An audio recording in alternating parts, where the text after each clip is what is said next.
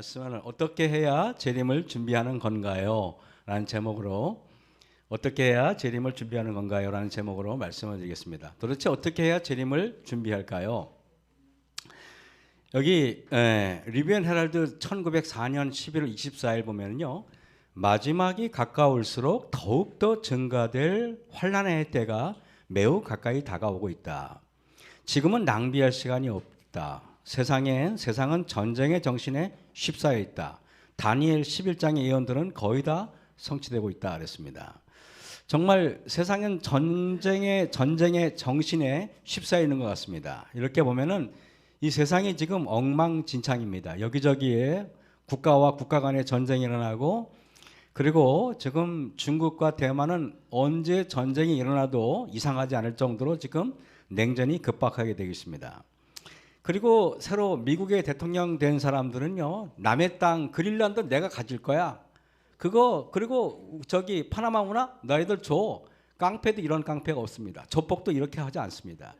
제가 볼 때는 미국이라는 나라가 미쳐도 단단히 미친 나라예요. 그죠, 여러분? 그죠? 이렇게 그린란드에 꽂혀가지고 꽂히면은 가져야 돼요. 그러니까 지금 유럽이 발칵 뒤집혔어요.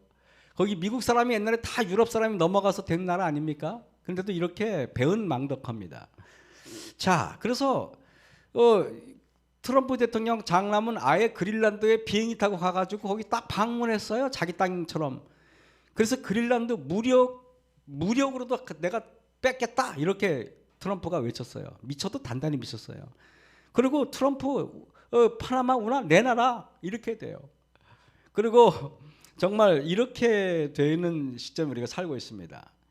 지구 위기와 예수님의 재림은 밀접합니다. 그죠? 여기에 보면은 예레미야 4장에 이런 말이 있어요. 5절에 너희는 유다에 선포하며 예루살렘에 공포하여 이르기를 이 땅에서 나팔을 불라 하며 또 크게 외쳐 이르기를 너희는 모이라 우리가 견고한 땅에 들어가자 하고, 6절입니다. 시온을 향하여 기온을 세워라. 도피하라. 지체하지 말라. 내가 북방에서 재앙과 큰 멸망으로 이르게 할 것이다 그랬습니다. 사자가 그 숲에서 올라왔으며 열방을 멸하는 자가 나왔으며 내 땅을 황폐케 하려고 이미 그 처소에서 떠나 나왔은지 그랬습니다. 이 세상이 마지막인데 우리 재림교회가 공공연하게 또 어떤 몇 분들은 마지막이 아닌 것처럼, 그래서 마지막을 얘기하면 왜 자꾸 위기를 조장하냐 이렇게까지 말하는 사람이 있어요. 그것도 목회자 입에서 나올 소리는 아니죠. 근데 그런 말들이 나와요. 제가 볼 때는 너무도 답답하고 너무도 기가 막힌 것입니다. 여러분, 지금은 위기의 때예요. 지금은 세상이 끝나가고 있어요. 끝나가고 있을 때 우리가 여기서 언제 평안하다 안전하다 그렇게 해야 되겠습니까? 저는요, 대쟁투 89쪽에 보면은 폭풍우가 다가오고 있다 그랬지 않습니까? 그러므로 우리는 하나님께 회개하고 우리 주 그리스도를 믿음으로 말미암아 그 광포를 대항할 준비를 하지 않으면 안 된다. 광포를 대항할 준비를 해야 된대요. 트럼프 저러는 거 여러분 우연 아니에요. 그가 임명하는 강요들은 전부 다 깡패들 같아요. 군함들이 물속에 여기 받치고 수백만의 사람들이 희생될 것이다. 뜻하지 않은 화재가 발생할 것이다. 뜻하지 않은 화재, 여러분 LA 화재 보셨습니까? 마치 바람이 부는데 시속 110km로 분대요. 110km 여러분들은 경험해보지 못했을 겁니다. 바람이 얼마나 센지 헬기가 날아다닐 수 없을 정도예요. 잠깐 볼까요? 지난달 미국 LA에서 발생한 40년 만에 최악의 산불. 이런 대형 산불이 동시다발적으로 생긴 건 기후변화가 원인으로 꼽힙니다. 매년 크고 작은 산불이 잇따르는 우리나라도 안심할 수 없는데요. 신방실 기상전문기자가 보도합니다. 시뻘건 화염이 메마른 대지를 집어삼키고 잿빛 연기 기둥이 하늘로 솟구칩니다. 계속된 가뭄 속에 산에서 내려오는 건조한 강풍까지 겹쳐 미 캘리포니아주는 40년 만에 최악의 동시다발 산불 피해를 입었습니다. 건기도 아닌데 대형 산불이 잇따른 배경엔 기후변화가 있었습니다. 최근 국내 연구진은 겨울철 미 서부에서 나타나는 가뭄은 지구온난화의 원인이 있으며 앞으로 더 증폭될 거라고 예측했습니다. 적도 서태평양이 뜨거워질수록 대류 현상이 증가하면서 미국 서부에 강한 고기압이 발달하게 되는 겁니다. 기후이기 때문에 지구가 따뜻해지면서 그 기압 능이 점점 강화된 그런 형태로 발달해 간다. 그렇게 발달한 고기압은 서부 지역의 건조함 조건을 만들어내는 굉장히 좋은 인자가 됩니다. 주기적으로 대형 산불이 잇따르는 우리나라. 한반도 역시 기후변화로 산불 위험 시기가 길어지고 강풍 등의 기상 조건은 피해를 키우는 쪽으로 바뀌고 있습니다. 가을, 겨울, 봄까지 이게 갈수기인데 그때 이제 온도가 많이 오르면서 지표면에서 이제 증발이 많이 일어나거든요. 봄철이 되면 이제 바람도 많이 불고 하면 산불이 많이 일어나는. 탄소 배출을 줄이지 못하면 이번 세기 중반 산불 위험은 106%, 세기 말엔 158% 증가할 것으로 보입니다. 갈수록 뜨거워지는 기후를 제자리로 돌려놓지 못하면 이제껏 경험하지 못했던 재앙이 향후 일상이 될 거란 경고가 나옵니다. KBS 뉴스 신방. 조금 아까 이제까지 경험해 못했던 재앙들이 여러분들이 경험할 거라고 그러죠. 제가 아니라 KBS 뉴스에서 나오지 않습니까? 근데 여러분, 제가 여러분들이 제7일 안식일 예수재림교회 다니는다는 게 얼마나 감사한지 아십니까? 이런 얘기 해주는 사람이 없어요. 여러분, 기근이 많아질 것이다. 사람들은요, 자연 속에 저절로 일어난다고 말해요. 근데 재림교회는 그렇게 말하면 안 돼요. 기근이 많아질 것이다. 전염병으로 수천 명의 사람들이 생명을 잃을 것이다 그랬어요. 외부의 세력들과 내부에서의 사단의 활동으로 위험이 우리 주변에 편만하다 그랬어요. 그러나 하나님의 제어하시는 힘은 아직 역사하고 있다 그랬어요. 하나님이 제어하니까 지금까지 여러분 유지하는 거예요. 그걸 아셔야 돼요. 근데 여러분, 인치는 사업이 끝나가면 하나님이 제어하시는 손이 놔지면은 이 세상은 걷잡을 수 없게 됩니다. 저는요, 트럼프가 당선되기 전에 아니오라는 유명한 교수님이 이렇게 말했어요. 트럼프가 다시 오면 내년 경제 위기 확정 이렇게 말했어요. 근데 이 친구가 다시 왔어요. 다시 와가지고 취임 첫날에 핵폭탄급 변화를 예고하고 트럼프가 막 세상을 자기 마음대로 막 뜯어고칩니다. 저는 이걸 보면서 여러분, 대전투 589쪽에 사단은 사람들에게 그들의 모든 질병을 고쳐줄 수 있는 위대한 의사인 것처럼 가장하지만은 질병과 재난을 가져와 마침내 인구가 많은 도시들을 파멸과 황폐 상태로 바뀌어지게 한다 그랬어요. 도시에서 시골로 가라 그러는 것 여러분 명심하셔야 돼요. 예언의 신에서 그렇게 말씀할 때는 이유가 있는 거예요. 저는요, 시골로 갈 겁니다. 제가 여러분들에게 앞으로 마지막 시대가 되는데 양평 시골 아닙니다. 이 마지막 시대에 어떻게 우리가 이 기별을, 도시전도 누가 하냐고요? 여러분 시골 가서도 도시전도 얼마나 합니다. 지금은 여러분 시대가 바뀌었어요. 이제는요, 사단은 뜻하지 않은 사고, 바다와 육지에서 일어나는 재난, 큰 화재, 사나운 풍랑, 심한 우박, 폭풍우, 홍수, 회오리 바람, 해일, 지진 등 수많은 방법으로 각 지역에서 그의 능력을 나타내고 있다 그랬어요. 여기 놀랍게 여기 있어요. 밑줄친 거 보세요. 그는 치명적 병독을 공중에 뿌린다 그랬어요. 마귀가요, 코로나 바이러스 아니라 더 심한 것들도 앞으로 뿌린다 그랬어요. 이런 얘기를 해줄 수 있는 교회가 이 지구상에 어디밖에 없냔 말이에요. 재림교회밖에 없잖아요. 왜? 제가 잘나서가 아니라 우리는 예언의 신이라는 책이 있잖아요. 여러분 그 예언의 신이라는 책을 깊이 읽으시기 바랍니다. 저는 이걸 보면서요, 이래요. 여기 보면은 마지막 날 사건들 보면요, 하나님이 내리시는 재앙이 이미 지구에 쏟아지고 있으며 마치 하늘에서 내리는 것 같은 불길이 매우 값비싼 건물들을 쓸어가고 있다 그랬어요. 이러한 심판이 그리스도인이라고 공언하는 사람들로 하여금 제정신이 들지 못하도록 할 것인가 그랬어요. 왜 하나님께서 이런 걸 보여줍니까? 정신 좀 차리라고 그런 거, 정신 좀 차리라고. 여러분 아십니까? 한 번은 반내연 목사님이 어느 교회를 방문하셨어요. 근데 그때 당시 조대현 목사님이 인턴 전도사였어요. 반내연 목사님이라는 위대한 목사님이 오셨기 때문에 조대현 전도사는 너무도 긴장해가지고 목사님한테 가가지고 오늘 목사님 대예배 설교를 해주십시오 그랬더니 목사님이 하신다는 말씀도 안 하고 안 하신다는 말씀도 안 하고 가만히 앉아 계시더래요. 그러더니 예배 시간에 뚜벅뚜벅 오더니 단상에 딱 오는 겁니다. 단상에 딱 와서 마이크를 들고 있는데 3분 동안 아무 말씀도 하지 않고 교인들을 뚫어지게 쳐다보더라는 거예요.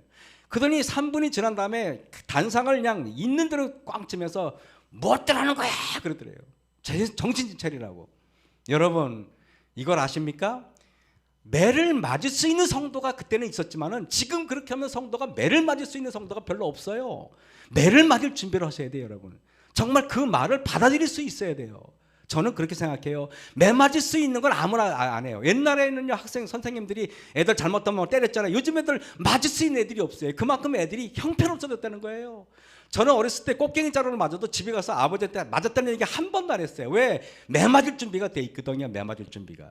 우리는 마지막 때 매 맞을 준비가 돼 있어야 돼요. 경고를 받을 준비가 돼 있어야 된다는 것입니다. 트럼프는요, 범죄자예요. 이 사람요, 성추행 관련돼 가지고요, 뭐 얼마 그 벌금을 5,700억 원이 그 법원에서 때렸거든요. 근데 지금 온갖 로비를 해가지고요, 판사 매수해가지고 그거 다 무마시켰어요. 이 사람 대통령 나오면 절대 안 되는데요. 이 사람이 지금 기소된 것만 해도 수백 건이 넘어요. 성추행에다가 뭐 근데 500 여기 보니까 제가 있었는데 5,700억 원을 맞았는데 그거 다 판사 매수해가지고 이 사람 재산이 5조 7천억이래요. 이런 사람이 여러분 성추행범 정말 아주 형편없는 인간이 대통령 됐어요. 저는 여러분 아시잖아요. 제가 늘 말하잖아요. 옛날에 빌라도 법정에서 빌라도가 그랬잖아요. 예수님하고 이 바나바하고 트럼프하고 똑같이 생긴 바나바하고 딱 세워놓고 너희들 누구를 원하느냐 그랬어요. 사람들은요, 바나바를 원한다는 생각은 빌라도는 절대 안 했어요. 설마 이런 범죄자를 원할까? 근데 사람들은요, 바나바를 달래요. 바나바를. 지금 미국 사람들이 바나바를 달라 그래가지고요, 예수님을 뽑지 않고 바나바를 선택하는 게 미국 사람들이에요. 여러분 정신 차리셔야 됩니다. 저는 스바냐 1장 14절에 여호와의 큰 날이 가깝도다, 가깝고도 심히 빠르도다 그랬어요. 가깝고도 심히 빠르대요. 가까울 정도가 아니에요. 그래서 여호와의 날의 소리로다 그랬어요. 지금 세상은요, 인간의 탐욕, 인간의 악한 이기심이 우리가 사는 세상을 완전히 지금 뭉개버리고 있어요. 여러분 세상 엉망진창됐어요. 저는 이걸 보면서 이래요. 리뷰 앤 헤럴드 1887년 1월 11일자 하나님의 제어하시는 영께서 지상에서 물러가고 계신다 그랬어요. 허리케인과 태풍과 폭풍 그리고 화재와 홍수, 땅과 바다의 재난들이 꼬리를 물고 빠르게 일어나고 있다 했어요. 과학은 이 모든 것들을 설명하려고 할 것이다. 사람들은 다 과학적으로 말 기후가 어떻고 어쩌고. 근데 여러분은 그렇게 하시면 안 돼요. 여러분들은요, 예수님께서 재림할 때가 얼마 남지 않았기 때문에 이런 일이 일어나는 거야 라고 외치셔야 돼요. 마지막 때는 예수님께서 지진이 나잖아요. 얼마 전에 며칠 전에도 충주에서 뭐 지진이 났다 그랬잖아요. 지진이 나잖아요. 그럼 여러분들은 하나님께서 발자국 소리가 쿵쿵 거리고 오기 때문에 지구가 흔들린다고 여러분 믿으셔야 돼요. 한번 잠깐 볼까요? 화석연료 시대가 수년 안에 붕괴하기 시작할 거라는 세계적 석학 제러미 리프킨의 전망을 어제 보도해드렸는데요. 리프킨은 세계적인 식량난으로 온 지구가 난민으로 뒤덮일 거라고도 말했습니다. 파국적인 상황에 지금부터 대비해야 한다는 겁니다. 현인아 기후 전문 기자가 전해드립니다. 리프킨은 기후위기의 핵심은 물순환의 변화라고 말합니다. For every 1 degree Celsius that the temperature rises on this planet from global warming emissions, the atmosphere is actually sucking up 7% more precipitation from the oceans, from the rivers. 물의 순환이 격렬해지면서 폭우와 가뭄의 강도가 강해지고 지구상의 물 분포도 달라지고 있다고 경고합니다. 리프킨은 물의 변화로 초래되는 재난 중 식량 위기보다 중요한 건 없다고 말합니다. 세계의 곡창지대가 잇따라 위기에 빠지면 세계적인 식량난이 발생할 것이며 거대한 난민 물결이 지구를 뒤덮을 것으로 전망했습니다. World Meteorological Organization, I say they're all going to be desperate with either too much floods or too much droughts all across the whole world in the next 30 years. 1970년 우리나라의 곡물 자급률은 80%를 넘었지만 지금은 20% 수준까지 떨어졌습니다. 빵과 면의 원료인 밀 자급률은 0.7%입니다. 곡물의 80%를 수입에 의존하고 있는 한국이 가장 귀담아 들어야 할 대목입니다. 리프킨은 기후난민은 이미 출현하고 있다고 말합니다. People are dying getting over the Mediterranean Sea. They're dying in those little rickety boats just to get to Europe and then go from there. People are dying from South and Central America to trying to get across the Mexican-Texas border and heading toward north of Canada. It's happening in the Middle East. 기후난민의 물결은 아열대 지역에서 북쪽을 향할 것이며 사람들이 그어놓은 일부 국경선은 의미를 잃게 될 거라고 말했습니다. It won't make any difference because what will happen is those borders will be trashed down. People will get out no matter what. That's what's happening. 지금으로선 상상하기 어려운 이런 상황은 가까운 미래에 현실화될 것이며 세계는 지금부터 그런 상황에 대비해야 한다고 거듭 강조했습니다. We need climate passports. We need climate corridors. We need ephemeral cities that are not refugee camps. 리프킨은 다가오는 시대에 필요한 건 중앙 집중형이 아니라 분산형 시스템이라고 말합니다.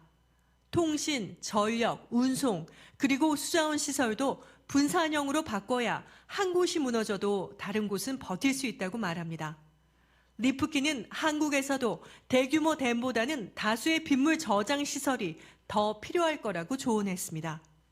So we need to have millions and millions of water microgrids across Korea and across that part of Asia. Absolutely.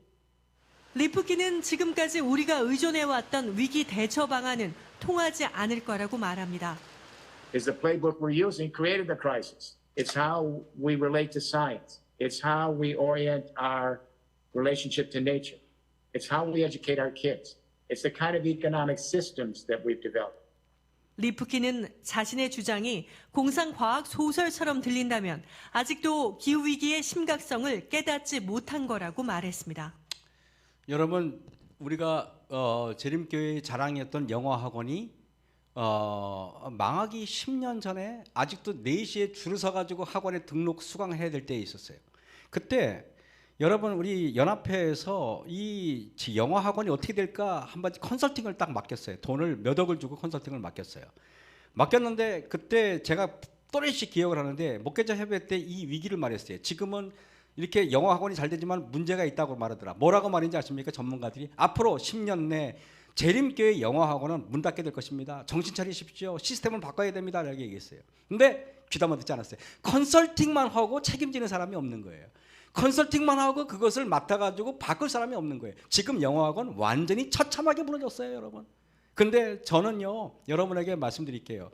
제7일 안식일 예수재림교회에서 선지자가 우리에게 말했어요. 시골에 땅을 사놔라. 그리고 계곡에다가 뭐 전원생활하라고 사는 게 아니에요. 농사짓고 작업자적할 수 있게 해라 했는데 우리 재림교회도 귀담아 듣는 사람은 없어요. 옛날에 시골 갔더니 고생한다고. 그거는 하나님 말씀대로 안 했기 때문에 고생한 거죠. 저는 여러분들이 예언의 신에 있는 말씀들은 일 하나의 문자도 틀림없이 이루어진다는 걸 저는 믿고 있어요. 나는 누가 뭐래도 나도 목사지만 목사들 말 안 믿어요. 왜냐면은요, 그건 다 그들이 말하는 것은요, 신학적으로 입만 번들어냈지, 그들이 아무리 말을 잘해도 성경의 예언의 신에 있는 말씀보다 위대하진 않아요. 나는 사람들만 믿지 않습니다. 유명한 목사든 말든 상관없어요. 교수든 뭐든. 증언보감 3권 43쪽에 교회 내에서 기근의 원인이 무엇인가 하는 물음이 발해진다.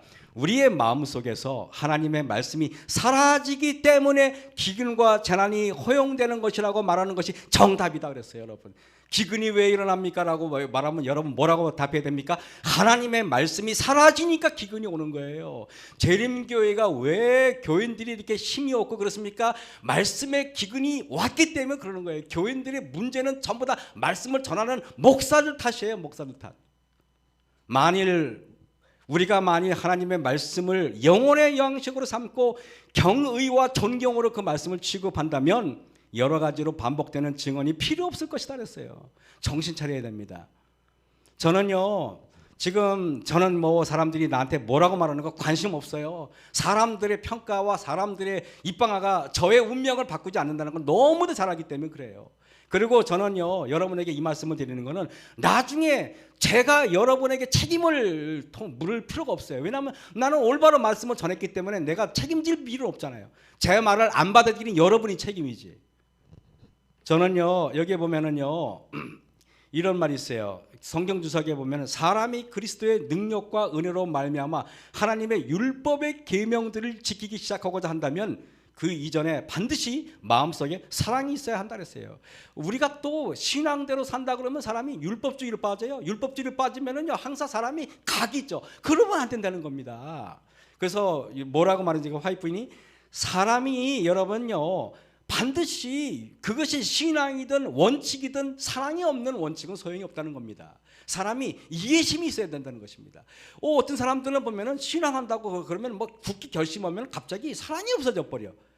여기에 이런 말이 있어요. 가장 크고 가장 치명적인 속임수는 인간이 형제들에 대하여 그리스도와 같은 사랑을 갖지 않고도 영생에 이르는 믿음을 가질 수 있다고 생각하는 것이다. 이 착각입니다. 사랑도 없고 사람이 몸이 건조하고 내 마음속에 있는 분노도 해결하지 못한 사람이 하늘에 간다는 것 꿈꾸지 마세요. 그런 일은 없습니다.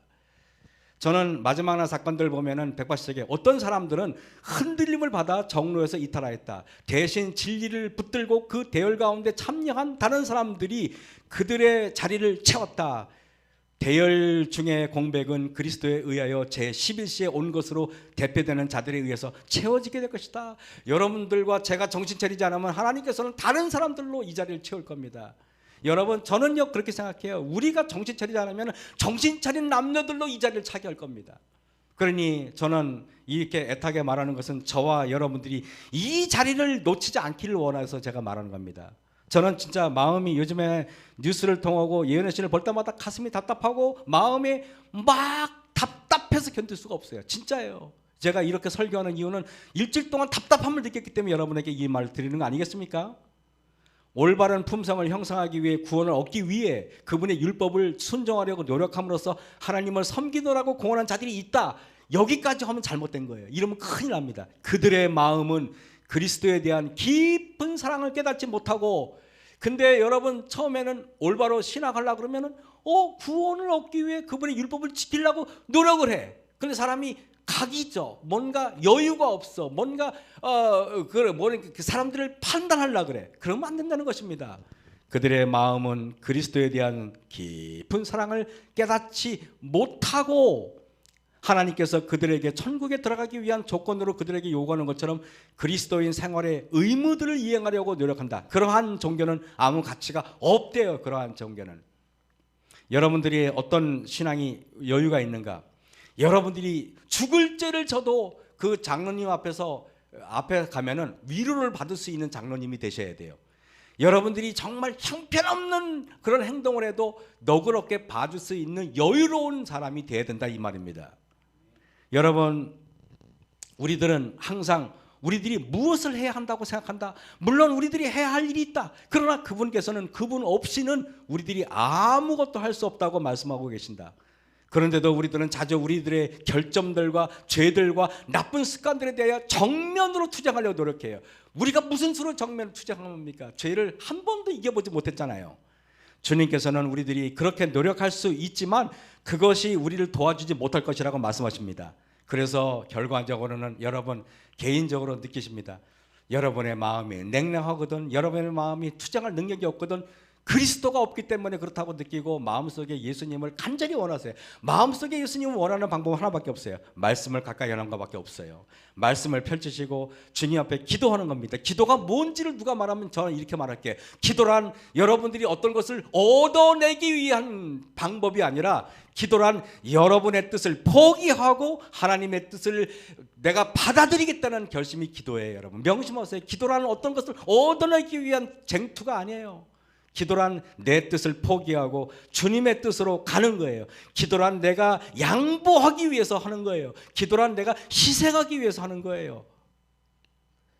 여러분 마태복음 23장 25절에 이런 말이 있습니다. 화 있을진저 외식하는 서기관과 바리새인들이여, 잔과 대접의 겉은 깨끗이 하되 그 안에는 탐욕과 방탕으로 가득하게 하는도다 그랬습니다. 여지껏 우리가 잘못 신앙하잖아요. 그러면요 껍데기만 고쳐요. 외적인 것만 고칩니다. 내적인 것은 그대로 아무것도 변한 게 없어요. 그저 외적인 예모, 외적인 예의 범절, 외적인 어떤 그런 에티켓은 우리가 뛰어난데 실제로 속은 안 그렇다는 것입니다. 소경된 바리새인아, 너는 먼저 안을 깨끗이 하라. 그리하면 겉도 깨끗하리라 했죠. 화 있을진저 외식하는 서기관과 바리새인들이여, 회칠한 무덤 같으니. 재림교회가 모양은 반대로 하는데 회칠한 무덤 같다는 것입니다. 정로의 계단 18쪽에 이것들이 혹 행위의 외모적 단장을 만들어낼 수는 있다 할지라도 마음을 고칠 수는 없어요. 우리가 율법을 지키고 우리가 뭐 원칙대로 사는 것, 우리가 그 겉모습은 변할 수는 있어도 실제로는 내 내적인 것을 변할 수가 없다는 것입니다. 사람이 죄에서 벗어나서 성결하여지려면 먼저 마음속에서 동작하는 능력이 있어야 하나니 곧 위로부터 새 생명을 받아야 한다 했습니다.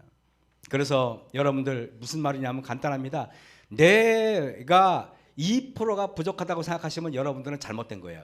내가 20%가 부족하다고 생각하면 여러분 잘못된 거예요. 내가 2%를 고쳐야지 10%를 고쳐야지 하지 마시고 전면적으로 나는 쓸모가 하나도 없는 인간이야. 나는 그냥 폐지보다도 못한 인간이야. 나는 배설물보다 못한 인간이야. 하나님 저를 완전히 버리겠습니다. 내던져 버리겠습니다. 예수님 제 안에 나를 채워주세요라고 하는 것이 신앙입니다. 그게 진짜 신앙이에요. 여러분 예수께서 시대서망 675쪽에 말했죠. 너희가 나를 떠나서는 살 수 없으리라고 말씀하셨어요. 우리는 예수님을 고대하는 예수님 재림교회예요. 우리는 율법교회가 아니란 말이에요. 우리는 여러분 율법을 무시하는 교회도 더더구나 돼서는 안 돼요. 하지만은 그 모든 율법은 주님께서 내 안에 역사해서 주님께서 이루어지도록 기도하는 것이 그게 바로 믿음으로 말미암는 의인 것입니다. 너희가 나에게서 받은 생명은 계속적인 교통을 통해서만 유지할 수 있다. 내가 없이는 너희는 하나의 죄도 이길 수 없다 그랬어요. 하나의 죄도 이길 수 없어요. 여러분 그래서 여기 보면은요. 그 인조사과와 진짜 사과가 있어요. 이게 뭔가 인조사과는 행위로 말미암은 의가 인조사과입니다. 모양은 번드러운데 향도 없고 맛도 없고 달콤함도 없는 게 인조사과예요. 가만히 보세요. 우리가 신앙을 한다고 하고 원칙대로 하는데 어떤 장로님이 뭔가 굳게 뭔가 닫힌 인상, 그 인상으로 신앙을 열심히 한다고 하는데 그 사람은 인조사과입니다. 인조사과는 맛도 없어요. 달콤하지도 않아요. 재미도 없어요. 그 사람 옆에 가고도 싶지도 않아요. 그러나 진짜 사과는 예수님으로 말미암는 의예요. 저는 믿음으로 말미암는 의라는 걸 저는 고쳤으면 좋겠어요. 예수님으로 말미암는 의를 고쳤으면 좋겠어요. 그게 예수님으로 말미암는 의가 돼야 되는 거예요. 그래서 그것은 여러분 달콤해요. 예수님으로 말미암는 사과는요. 누가 사과 먹으라고 애쓰지 않아도 그 사과가 탐스럽기 때문에 여러분들이 향기에 반해서 그 사과를 맛볼 수밖에 없는 거 아니겠습니까? 여러분 그래서 산상수훈 177쪽에 이런 말이 있어요. 자기의 행함으로 구원을 얻으려고 하는 그 노력은 그 표준에 달하지 못한 자를 판단하게 된다. 아 이제 알았어요. 내가 행위로 말면 의가 뭔지 아십니까? 왜 양전하님 저렇게 신앙하지 않지? 이거는 행위로 말면 의를 하는 사람의 특징이란 말입니다. 만약에 믿음으로 말면 의면은요 양장로님이 나보다 훌륭하게 보여야 돼요. 최영건 장로님이 나보다 훌륭하게 보여야 돼요. 윤 장로님이 나보다 훌륭하게 보이면 그 사람은 제대로 신앙하는 거라는 것입니다. 근데요 보면은 교인들이 형편없어 보이고 정말 왜 저 사람들은 저렇지 나는 훌륭한데 그 사람은 인조사과입니다. 간단해요. 여러분 어렵지 않습니다.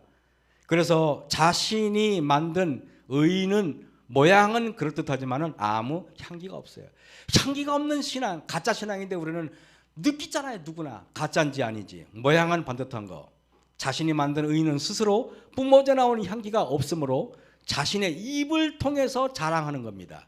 왜? 사과는요 내가 아름다워요, 나는 향기가 많아요, 나는 맛있어요, 난 달콤해요 라고 말하지 않습니다. 그 자체가 그러니까.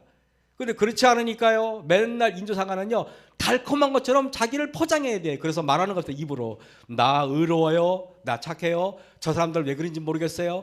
그 대놓고 착하다는 말을 하면은 누가 비난하니까 이렇게 말하죠.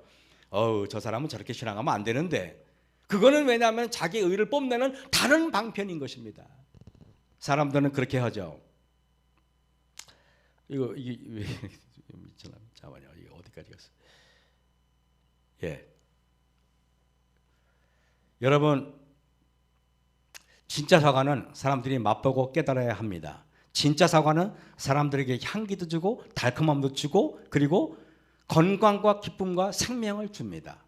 우리가 진짜 사과라면요 내 주변에 있는 사람들이 나 때문에 행복해야 돼요.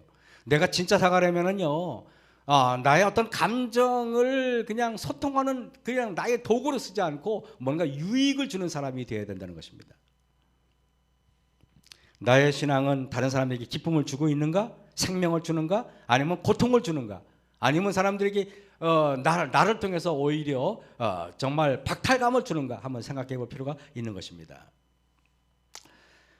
산상보훈 82쪽에 보면은 꽃에서 풍겨나는 향기처럼 생애 속에서 조용하게 흘러나오는 작은 친절, 그 사랑과 자아 희생의 작은 행동, 타인의 유익과 행복을 위한 극기가 바로 비록 이 땅에서는 비천하고 칭찬받지 못할 일로 취급할지 모르나 하늘에서는 부여하여졌으나 우리를 위하여 가난하게 되신 영광의 왕이신 그분과 우리가 하나 된 것을 나타내는 표로 인정받게 된다는 사실을 결국은 알게 될 것이다 했습니다.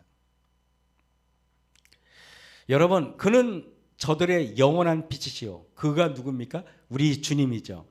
해요 방패시다. 그는 이스라엘에게 이슬과 같고 저는 빈들에 내리는 비와 같으리니 했습니다. 제가 그런 말 한 적 있죠. 7교회에 보낼 때 7교회에 보내는 계시록 2장에서 3장에 나와 있는 이야기는요. 편지예요. 편지. 편지인데요. 여러분 제가 여쭤볼게요. 편지는 보내는 사람이 있고 받는 사람이 있어요. 여러분에게 여쭤볼게요. 편지는 보내는 사람이 중요해요? 받는 사람이 중요해요? 보내는 사람이 중요한 겁니다. 예를 들면 왜 그런가 설명을 드릴게요. 우리 예를 들면 김영수 사님 편지를 딱 받았어. 근데 내가 싫어하는 사람의 편지를 보면 읽기도 싫죠. 맞아요, 안 맞아요? 근데 집사님이 너무 좋아하는 사람의 편지를 보면은 일단은 떠잉 해가지고 읽어요. 그죠? 그러니까 보내는 사람이 중요해요, 안 중요해요?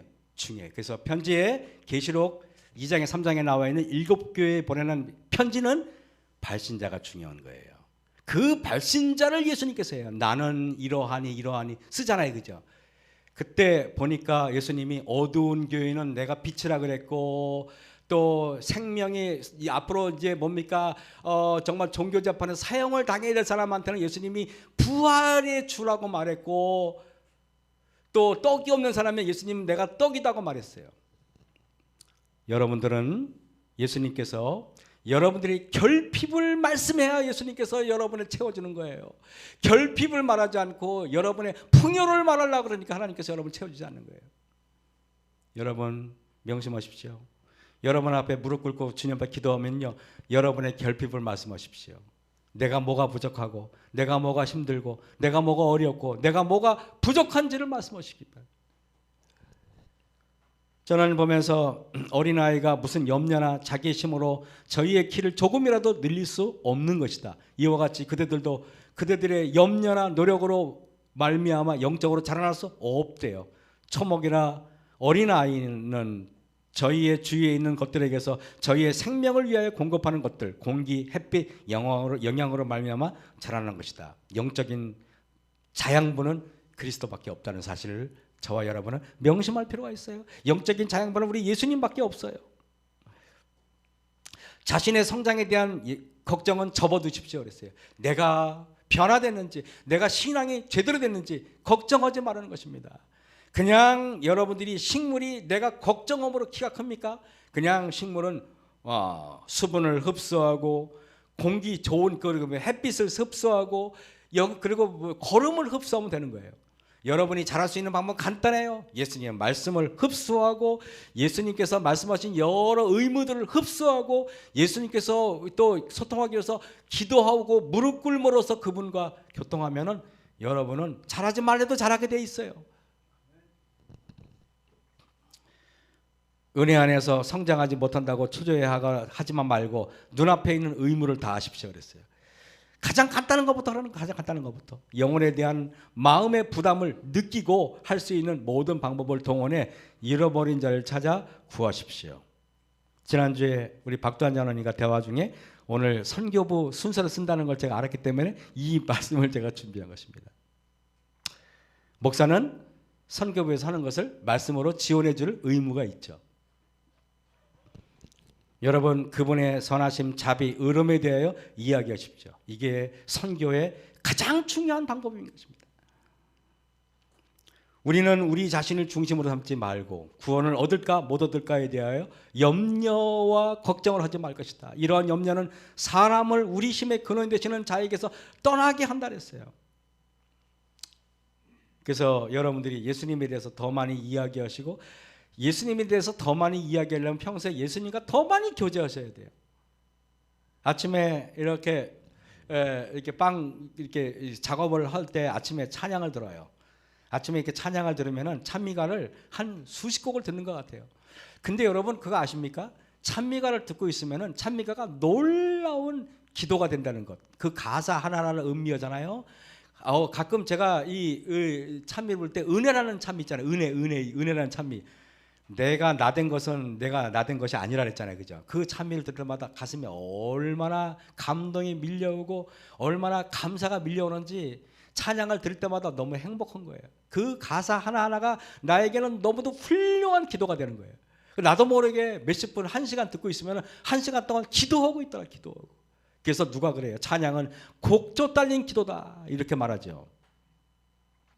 어떻게 하면 마음속에 우리 예수님을 계속 모실 수 있을까? 여러분 이거 다 궁금하잖아요.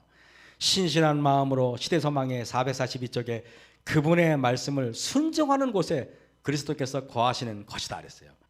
신실한 마음으로 그분의 말씀을 순종하는 곳에 그리스도께서 거하시는 것이다.